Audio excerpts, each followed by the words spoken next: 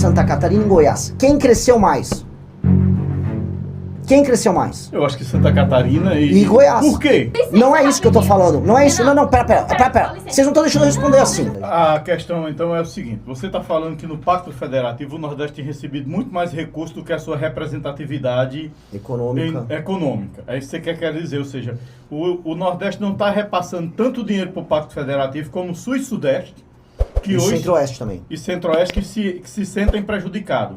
Mas durante a história brasileira, durante a vida do Brasil todo, essas regiões foram industrializadas. Essas regiões é diferente do semiárido, é regiões que chove, que é boa para a agricultura, sempre foi, tem incentivo de tudo quanto é monta, 700 e poucos bilhões só para o agronegócio, né? E esse agronegócio está onde? Está no Sul, Sudeste e Centro-Oeste, amigo. Não está no Nordeste. Porque o Nordeste é agricultura de subsistência. O Nordeste falta água, Renan. Renan só sabe o que é abrir um pote e não ter uma gota d'água e o cabo ter que andar 2, 3 léguas para pegar um balde d'água.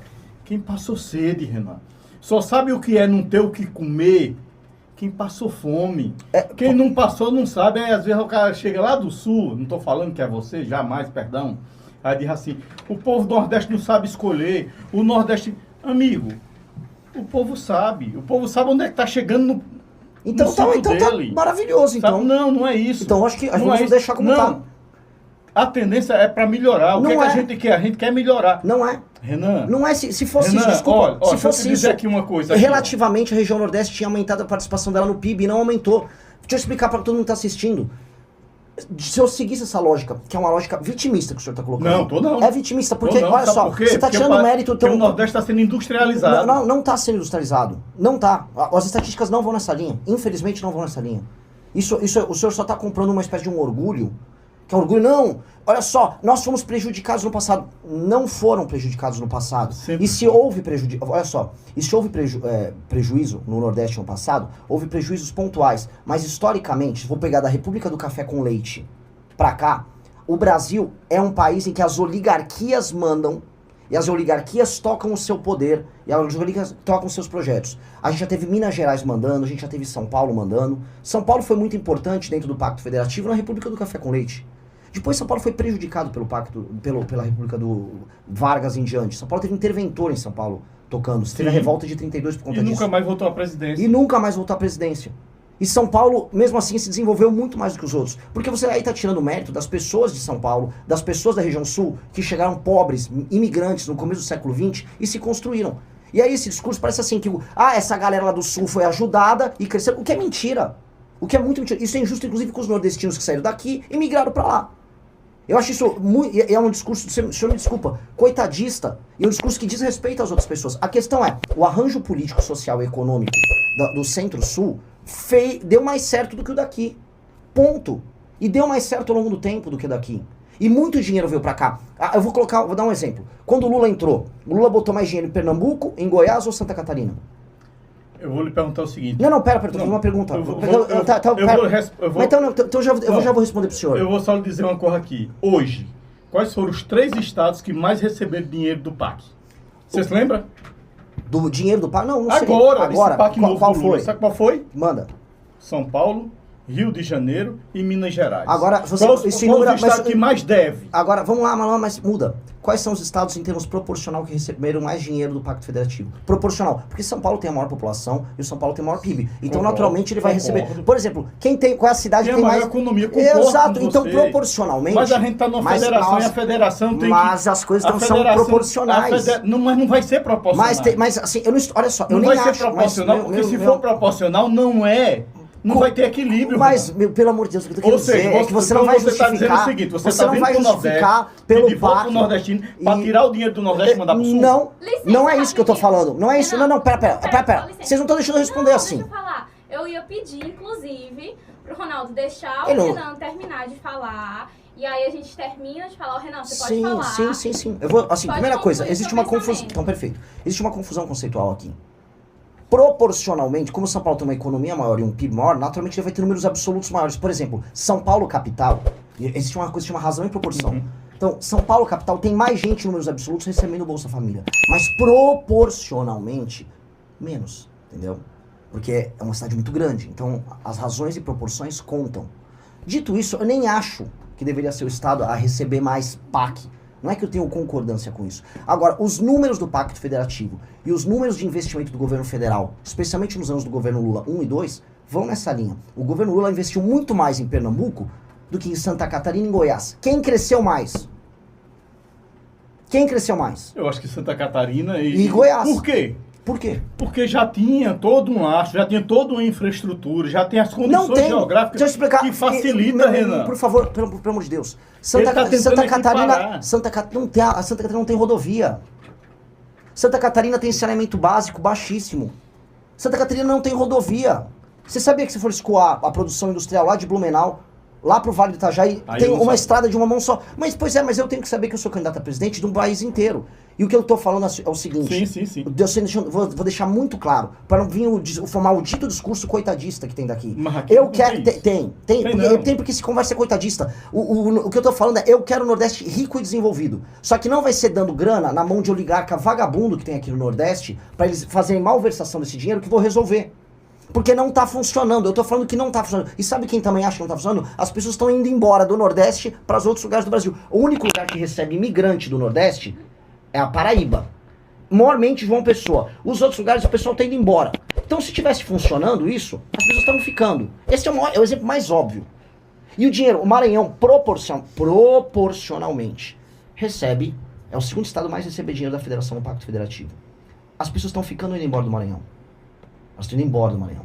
E as pessoas saindo do Nordeste, indo pro Pará, estão indo embora do Pará. Então, o dinheiro na mão dessa classe política corrupta está fazendo mal para as pessoas do Nordeste. Os prefeitos das cidades aqui, eu vou dar um exemplo pro senhor. Mais de 80% das cidades no Nordeste, 70% e 80%, eu vou ter que, talvez peque pela imprecisão aqui, mas é um número nesse espaço. Os municípios vivem de dinheiro do Pacto Federativo. Eles vivem de dinheiro que é repasse federal. O IDH dos municípios não melhora, ou seja, a cidade continua uma droga, só que o dinheiro continua fluindo. Tem que manter como tá? Ah, não, porque um dia a gente pode ter sido... Vamos pegar se o argumento do nosso amigo fosse verdadeiro. Se um dia houve, né, vamos deixar o Nordeste para trás, dane-se o Nordeste, e vamos só investir em São Paulo, para deixar paulista rico. O método alternativo que nós estamos vivendo com o novo Pacto Federativo, de 88 para cá, não funcionou. Porque o Nordeste não está recuperando a diferença. Então tem que fazer outra coisa. O que eu estou propondo é fazer outra coisa. E eu quero discutir fazer outra coisa. Agora, fazer o que está fazendo agora tá muito ruim pro Nordeste e tá muito ruim pros outros estados. E a gente vai precisar resolver isso. Olha, inclusive você está falando sobre suas propostas. Essas aqui são suas propostas. O senhor, inclusive, afirmou que caso seja eleito, pretende, estamos falando sobre municípios, cidades, pretende fundir municípios pequenos que não conseguem se sustentar e até nomear interventores federais nos casos que considerar problemático. Mas, ao mesmo tempo, a gente percebe, inclusive, um levantamento recente, né, que há um movimento no sentido oposto de fundir os municípios. Um levantamento recente mostrou que mais de 700 distritos no Brasil querem se emancipar, alegando que arrecadam e não recebem investimentos proporcionais dos municípios a quais pertencem. Caso o Renan ele seja, né, eleito futuramente, justifica defender a redução da autonomia municipal, confusões e possíveis intervenções federais, tendo em vista que, no momento atual, a população está reivindicando justamente mais a autonomia local. E aí eu queria que você explicasse inicialmente essa proposta de fundir municípios e esse contrapartido desse levantamento que eu trouxe aqui. Eu já vi esse movimento que existe de querer abrir municípios novos, e isso é uma loucura. As pessoas estão chapadas, as pessoas estão malucas, e não exatamente o povo, porque o povo não quer um município, o povo quer resolução dos seus problemas. Só que quem quer novos municípios são as elites políticas locais. Existe uma coisa que é a elite política majoritária e elite política dissidente. Isso existe classicamente em ciências políticas. A elite política dissidente, ou ela derrota a elite de uma cidade e ela chega ao poder, que é a famosa oposição versus situação, ou ela se emancipa e vira elite, por exemplo, de um determinado bairro, de uma região que vira uma cidade. Pois bem, eu não sou contra uma emancipação quando dois critérios são obedecidos. Claramente aquela comunidade que está se emancipando, ela é autossustentável. Ou seja, aquele município tem dinheiro para se bancar, tem arrecadação e tal, portanto, eles têm dinheiro para brincar de jogo democrático. E 2, quando culturalmente eles têm uma diferença, eles têm características geográficas ou culturais que façam haver esse apartamento. Onde acontece isso com muita facilidade são os Estados Unidos da América. Você tem os condados, você tem as cidades, você consegue fazer uma separação para ter uma cidade de 1000 habitantes lá. Mas ela se banca. Ela se banca. Os City Councils que tem lá nos Estados Unidos, são os conselhos, que aqui são as câmaras de vereadores, os caras nem recebem dinheiro. É um encontro que acontece num conselhinho, aí tem o cara lá, o xerife local, com o carrinho dele de polícia, tudo bancado. Aqui, uma emancipação é assim, a cidade não se banca pra porcaria nenhuma, é uma elite política que quer ter um poder relativo maior sobre aquele espaço, e o resto da federação, todo mundo pagando a conta. Isso é maluquice, isso é loucura, isso são essas elites políticas vagabundas que nós temos no Brasil, atuando para tornar a vida no Brasil uma porcaria, e nós temos que reduzir esses mais de 5.000 e poucos municípios para no máximo 3.000. A gente vai ter que fundir os municípios em unidades administrativas maiores, ter só um prefeito e só uma Câmara de Vereadores com esse número mínimo de 9. Acabou, vamos fundir, vamos diminuir essa confusão administrativa. Os programas sociais eles têm que ser parametrizados e os prefeitos têm que trabalhar com indicadores, que é isso que eu estava falando sobre o Nordeste. O Nordeste, os repasses vêm para cá, e o repasse vem para cá, o vereador e o prefeito não tem obrigação nenhuma de melhorar a vida das pessoas. Então o dinheiro é tacado aqui, o prefeito recebe, vem um monte de emenda, os prefeitos, os deputados atuam com essa emenda, a vida não melhora, o IDH não melhora, ou seja, o índice de desenvolvimento humano não melhora, a dependência do governo federal continua alta, e eles se reelegem. Como? Como é que é a reeleição numa cidade pequena no interior? Vocês sabem como é que é? É compra de voto durante o mandato e é compra de voto durante as eleições. A compra de voto é a base da eleição no Brasil. A cidade que os meus pais moram, que é Vinhedo, que é no interior de São Paulo, com IDH altíssimo. Mesmo lá tem compra de voto. Em todo canto tem compra de voto. Tem compra de voto. Agora, aqui, a compra de voto, ela é a regra. Ela é muito presente. Não existe eleição sem compra de voto pra cá. E é muito alta a taxa de pessoas que acabam participando desse jogo. E esse jogo tem que ser quebrado. Aí as pessoas não cobram o político por aumentar a cobertura de esgoto. Portanto, a cobertura de esgoto em toda a região nordeste é baixíssima. Não cobram ele para ter emprego e, vamos dizer, uma atividade econômica real na cidade. Não cobram para ter escola boa com um SAEB melhor, ou um ranking do IDEB melhor. Não há cobrança. O cara faz um show do Wesley Safadão, distribui uma emenda, usa a emenda desviada para comprar uma parte da população com os cabos eleitorais e com as pessoas apaniguadas colocadas dentro da prefeitura, e a vida das pessoas não melhora. Essa é a dinâmica da cidade pequena. Essa dinâmica tem que ser destruída. Porque aí, se você for falar, o que faz com que viver no interior do Nordeste e no interior da região Norte, no Norte de Minas, parte do interior de São Paulo, parte do interior do Rio, parte do interior do Espírito Santo, grande parte do Tocantins, viver nesses lugares se torna ruim, é porque a vida na cidade é ruim. Então nós temos que fazer a vida na cidade ser melhor. Porque a gente não vive na União, a gente vive na cidade. Portanto, o lugar onde os prefeitos têm que ter, o lugar onde o político tem que ter muito indicador e muita pressão para entregar resultado é na cidade. Portanto, a nossa reforma administrativa, que envolve fundir municípios, não é só fundir o município. É fundir o município, obrigar os prefeitos a entregarem indicadores, e se o prefeito não entregar o indicador, ou seja, tinha 20% de esgoto na cidade, agora tem 40%, ele não entregou, então esse prefeito vai ser afastado, eu vou botar um interventor. E ele vai entregar esses índices. Renan, Camila, só assim. Você diz assim, eu faria assim, eu faço assim. Sim, amigo, mas a lei não permite isso.